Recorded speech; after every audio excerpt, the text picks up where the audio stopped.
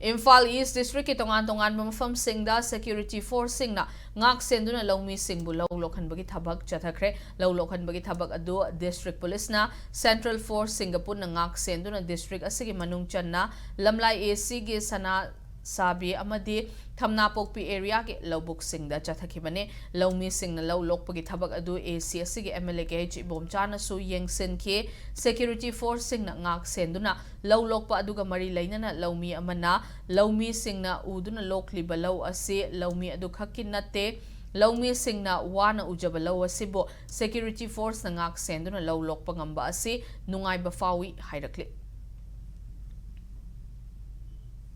Ngasi sana koi sakangi emele la aga koi sidai se ngakpi senbidana matam khudimaka mayam gi lause loidri phawdi wara ju wara mayam dina mieng changbi roba koi kasu hangjaba nate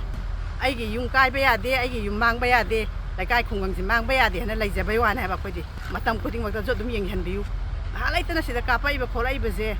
mathak thongma mayam na ju kari tawraga phagadage haba je koi praja mayam ji khar yeng chanbi roba pen pai rakpa du ba khoina thawai ka yam nungai ngasi di karim thora da male na अखोई जी वाखन जी याम नुंगाई जे